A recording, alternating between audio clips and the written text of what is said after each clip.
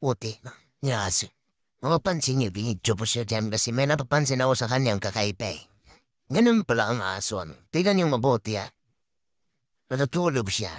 Inikot-ikutan ko siya dyan kung paano ko siya mahal. Kuha na ng malapitan talaga kasi siyempre. Pagdadalawang isip yun ako dyan baka biglain na ako eh. Pagkabiglaan kami baka mabunutan ko din siya, di ba? Oh, may napapansin ako sa kanya. Kakaiba. Tignan niyo mabuti guys ah. Yung aso ah. Yan. So dito muna ako kasi parang gumalaw siya eh. Parang hindi ako mapansin.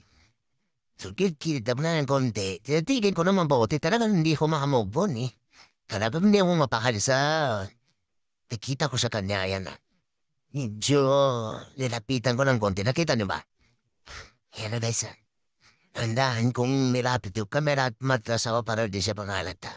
Pero yan, kung makikita natin, titigan niyo ng mabuti. Ayan na, ayan na, ayan na, ayan na, palapit ako dyan. Ayan na, yan. Ay, hindi ko pala.